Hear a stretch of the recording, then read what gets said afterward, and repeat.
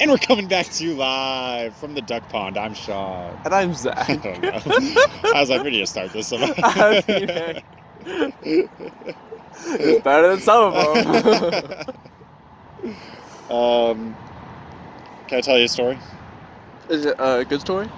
This one's pretty good, I think. Oh, okay. So yesterday, I was working with these two high school students I don't really know that well, right? Like you do. Like you do. And someone came in and needed a notary, so I did the notary for them. And then I went back in the back because no customers were up front anymore. And one of them was like, "You're a notary?" And I was like, "Yeah." And they're like, "Oh, that's cool." And I'm like, "Okay." It's not really, but okay. It's not, And then, but okay. This girl, she's like, "So, don't you have to get something notarized to become a notary?" I'm like, "Yeah." She's like, "So, how did the first notary Become a notary? Become a notary, right?" So I just laughed at that. And this is, I was like, who's God's father, you know? Like, it's one of those things, you know? And I meant it in passing, but I forgot these are like 16-year-olds. And I just see her eyes get wide, and she's like, "What?" And I'm like, "Oh," and then someone came in, so I had to like walk away from the conversation after I gave this girl an existential crisis. You broke her. Sean, you broke her. I was about to give her the turtles all the way down analogy. She's not in college yet. She's not ready for the turtles. Oh, she's fine. That's not that big of a deal. She's still learning algebra. She was in AP calculus. She's a smart girl. She's fine. Oh, in that case, Yeah. don't worry. Give her the turtles. Give them the turtles. Unleash the turtles. The turtles all the way down. That's amazing. Anyways. Yeah. So I've just been like, man, I actually gave a high school student an existential crisis. I need to just shut up more often. You know, I'm so glad you did. Like, that's just hilarious to me. Because, like, for us, it's the normal. It's a Thursday, right? I know. I'm so like, but I'm such an idiot. I'm in like this deep Eastern religions class. Stop bringing it up. Just stop. I keep trying. I shouldn't even try. It's dumb. No one will relate. It'll just freak people out. They'll be like, "What's wrong with you? Stop talking about that." Anyways. I feel like it's at that point when like something like that comes up, it's like, "Oh, we're doing this again. Okay." Yeah, it's just like, all right, like you said, another Thursday. All right. But then like you weird everyone else, they're like, it's like, what excuse are you talking me? about? It's like, I don't know, our perspective on life-changing events has been changed. Actually, I had this conversation with Jacob on Tuesday while we were running. Once again, bringing up too deep of things for no reason, but at least Jacob is a friend, you know? Right. I was like, so, you know, this Eastern religions class has been opening, I think, well, at least my eyes, I think you could say the same, to like different points of view, different ways of thinking, all this stuff, right? Oh, yeah. And so what it's made me kind of reflect on, one of the things, is like, why do I believe in God? Right? Because like, Buddhism, you know, I actually kind of like a lot of the concepts from Buddhism, you know? Or even like the concept of Brahman, where it's not necessarily like God, but it's like this force, you know? I'm like, why do I believe in the type of God I believe in, you know? And I think this is something I've had to think about at different times throughout my whole life. But I came to the conclusion, at this point in my life, the reason I believe in God, and this might sound kind of callous, but it is what it is, I just want someone out there to know what's going on. You know what I mean? Like, nobody knows what they're doing. Everyone's just like uncertain and unsure and like, what's gonna happen? We don't know. Can there be one person in the whole universe that just gets it? That just like, they kind of have an idea of what's going on, you know? That's all. So that's what, anyways, that's what's That's it? Yeah, that's it. Like, I mean, there's other things from the past, but like the moment, that's like I was just like, I just need like someone to like understand something about this world, you know? Like we understand things about this world, but at the same time, even the things we understand in science, though, like these are theories, and that doesn't mean it's like shaky. Like we have very good evidence for this, but that does mean that further evidence can change things. Yes. You know? So, anyways, whatever. That's just a Sean's just being so deep with everyone in his life, whether they want him to be or not. It's a problem, man. It's a problem. It's a problem. No more philosophy classes for me, man. This one was enough. It's clearly ruining my relationships. Sean, you need to stop being so deep with me. You know better. We've talked about this. I'm a simple man with simple pleasures. I sit on the toilet, I pull down my pants in that order, and I poop. That's it, okay? Nice and simple. I don't need your bullcrap about who's God's father. I don't need who cares about turtles all the way down? Where's my poop going down? That's my question. Okay. Hey, as long as that poop's going somewhere, that's all they care about. Just take it away. I don't need to know where. That's it. Where do I go after I die? Take me away. I don't need to know where. Poop is a metaphor. I just love the thought so much of you just like giving people so many crises. Just because like you're so like you're just used to it now. I'm numb to existential crises. Goodness gracious. What have I become? We've broken him finally. I'm probably not, though. That's the thing. No, I'm 100% not. I know for sure I'm not. I mean, just wait till the next reading, I'm sure. Exactly. It just depends. It's just a whole different type. Exactly. It's just, what flavor of existential crisis are we talking about? Yeah. Honestly, just one existential crisis to the next, like, sums up this class so well.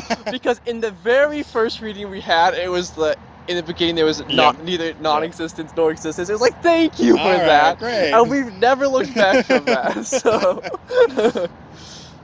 I mean, I feel like just like honestly, a lot of my major in general has just been a lot of existential crises over and over again. And apparently I enjoy that. Yeah. In fact, this week in my counseling class, we're going over existential therapy.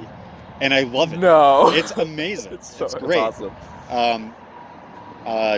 Yeah, it's just like talking about like helping people come to terms with death, isolation, like these very broad concepts, and freedom. That's one of the concepts. That's one of the big ones. The concept of freedom, the idea that you're brought into this world that you didn't necessarily want to come into, and you have full reign to do anything you want. And that responsibility can be crippling to people. And so helping them come to terms with the idea that they are free to do anything. Right. Yeah. Huh. Yeah. That sounds really interesting. Yeah. It's kind of fascinating because I think the classes I have enjoyed the most in college, none of them have been my major courses. But it's interesting because like at the same time, I see the value from like all these communication skills and things we go over, and like I can see how I can like apply them in like lots of different aspects, even talking about like religion and philosophy, like and like how just language and communication can impact that. So like I kind of look at things like in a different way almost because of that, which is interesting. Yeah. But I'm like, if I would do it again, I probably would do communication again because like the classes have been really chill. But well, and that's the thing, like even like my psych classes, I'd say most of the required ones, I mean, ask me how many existential crises I got from behavioral neuroscience. I probably got one just because I hated being there. Just like, what am I doing with my life? That was it. But like, is this really where I want to be right now? So like most of them, I don't feel like it just like it ultimately changed my life in any way or my thinking. It's most of the ones that I was like, psychology of good and evil, that sounds interesting. Eastern religions, that sounds interesting. And then like I feel like those ones push your thinking more, whereas like the ones for your major just give you information. Yeah. You know what I mean? I really agree with that, honestly. And they're both important in their own way.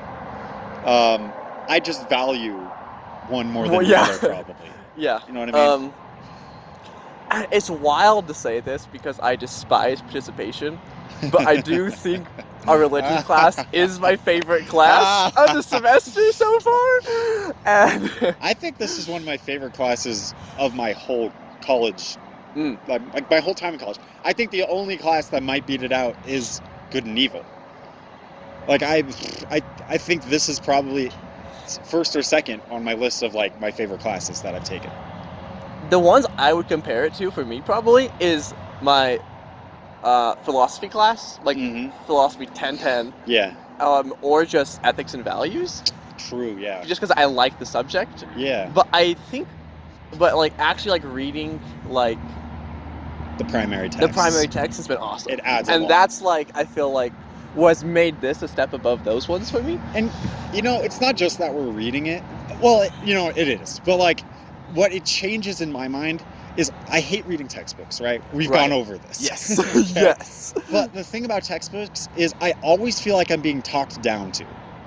Like, hey, I have a degree, listen to what I have to say. Whereas with this, our professor's literally like, okay, go read it and you tell me what you learned from it, as if you understood it perfectly in less than a page. And then I'll tell you why you're wrong. Yeah, exactly. And then in class we'll talk about it, right? And like, I'm getting stuff wrong, but I don't feel like I'm being talked down to, because I'm literally reading what these guys from thousands of years ago said, and yeah, I don't know. And like he's even in class, like we don't come to conclusions half the time. Exactly. It's like a discussion. It's a discussion, and it's like you're not wrong. Like like I'm not right, but I'm not wrong. Like we don't know. Yeah. And I kind of like that openness to it. How much time do we have?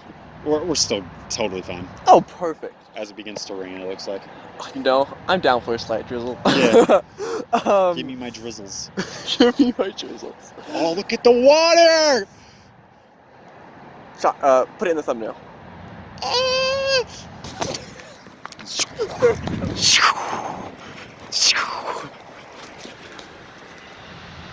Ah, yeah, baby. Let's go, baby.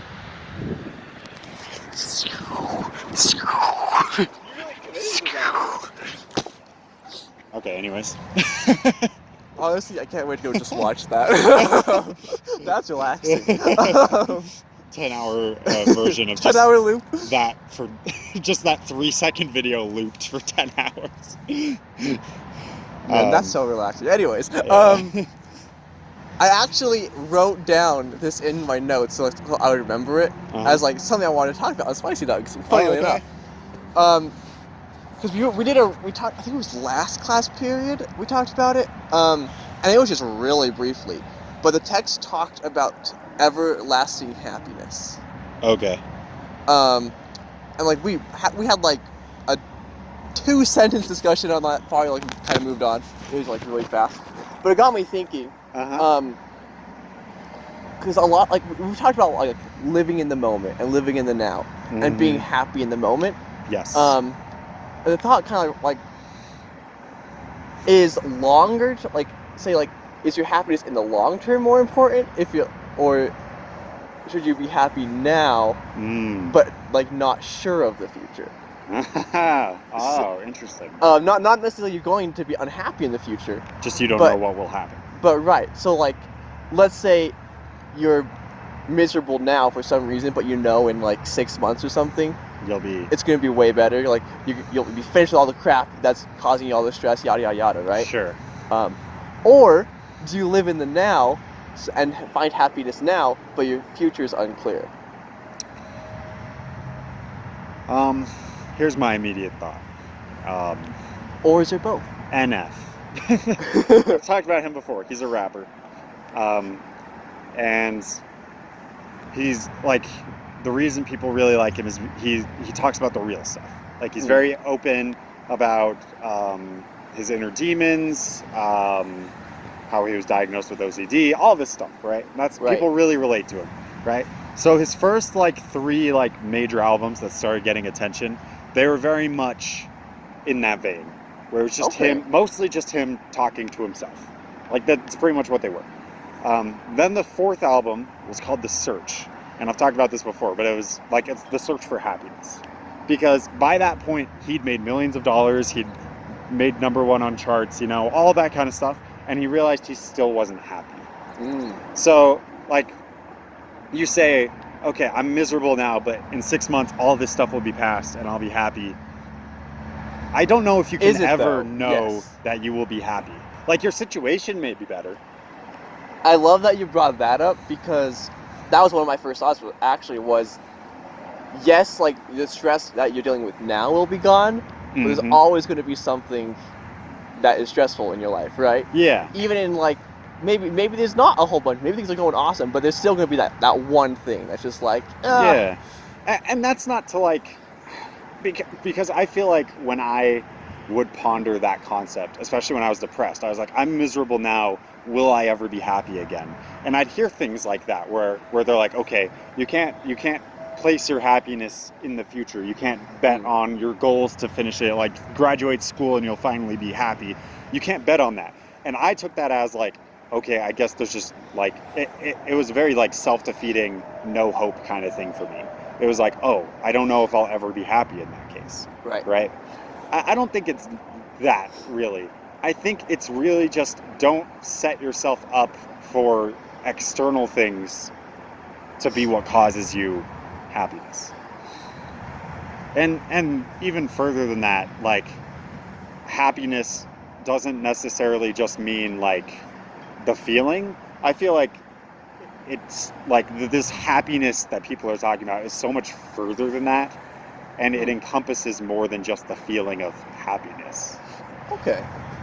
I love that you brought up external factors and like being like, once X happens, then I'll be happy.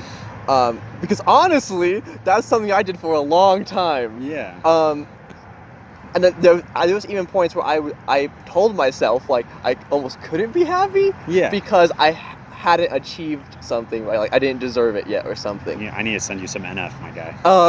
And I think maybe even up to this, like honestly, this semester, I was still doing that quite a bit because like it's like the goal's been graduate college, go to Japan, things will be so much better. Things will be awesome in Japan, of course. Right, yeah. Right, of course. Because that's the dream. And like that's been like, and part of me wants like, I obviously know that's like idealistic and a fantasy, of course. But part of me really wants to believe it because it's like hope, right? It's like, and like so that part I don't think it's bad at all. But going back to our religions class, I actually think that's one thing that is, and this idea like of attachment, and it actually really helped me a lot of just not being so attached. How attached you to that idea? Ideas or outcomes. Yeah. Like, it's actually wild whenever I find myself like kind of getting upset about something. I'm like kind of attached to the idea. I joke to myself about it, but then it totally helps, right? It does, and I'm like, I'm not so attached anymore. So like, it's hilarious that like how much of an impact it's had, I guess. I think, man, just the fact that you're talking about this, like obviously it applies to our religions class, but it's been what we've been talking about in positive psychology. It's what we talk about in counseling psychology. Like, oh my gosh, this has been my whole semester. It's been everything. Okay? And I think for me, it goes back to something I learned in Good and Evil, where he told the story about this guy who was like very rich, very successful businessman, single, just like kind of slept around, did his own thing, whatever. Very successful in the world. And then he met this lady, and he just fell in love. And she was like, okay, but you gotta, like, if you're gonna marry me, like, you gotta be around, And so he, like, changed his whole life. They had a child. He was still, like, they were still successful, but, like, it wasn't the whole center of his life anymore. Right. He wasn't sleeping around, obviously. And he just loved his child. But then I think in his kid's teenage years, his kid got some disease, maybe cancer or something. And after, like, a month or a couple months or, like, a year or something, he passed away. Oh. Right. And my professor asked him, like, would you do it again? Like, how do you feel about this? And he said, like, he was like heartbroken, devastated, like that was his everything at that point. And he was like, of course. And my professor used that to say, he defined joy in a different way. He said joy encompasses all of the pain, but all of the goodness too. Joy is like the end, joy is the full experience. Okay. His whole experience with his family from start to finish, that's his joy. And if you look back and you say, I want to do that again, or I would do the same thing again, you're probably experiencing some kind of joy. And that is more important than focusing on this never-ending search for happiness, because happiness comes and goes. I really like that. Yeah, I like that a lot. I loved that so much, because I think that helps encapsulate both of what you're talking about, where it's like, okay, you can be happy in the present moment, but you can also be sad in the present moment, and you're not a failure for feeling sad. Right. And you can have goals in the future, and you can work toward them, and they can make you feel happier as well. But also, if you don't get them, that's still just part of the whole experience. Wow. Yeah. Deep thoughts with Sean. Honestly, I love that. What have I become? It's alright, you're allowed to have deep thoughts with me. I'm in that same class. Oh, right. But anyone else? So listeners, close your ears for that last, minute and a half. Zach's over here like, have you been cheating on me with deep thought conversations? I'm devastated right now. But, I do it again, so there was clearly some joy there. It's all part of the whole experience. Okay, can I just say, every time that thing is moved, I'm like, is there a dog back there? No, I legit think it's like someone like tying something to the fence or something. Like, I don't know. Anyways, sorry, I kind of went off on that. Do you have anything else to say? Buy our merch. Buy our merch. You know what will help improve your overall experience in life? Buying merch. And would you do it again? Exactly. I'd do it again. You would look back and say, I would do that again. And you know why? Because life has no meaning. Don't get too attached to what the world tells you. Buy our merch. Thank you all so much for watching. I'm still sad. And I'm still shocked. And we'll see you next time. Bye-bye. Speaking, everybody loves to speaking. Everybody loves to speak.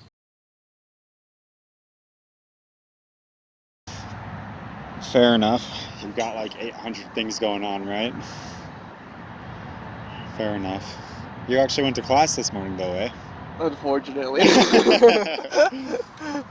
Dude, I was like, don't fall asleep. Don't fall asleep. You can do this.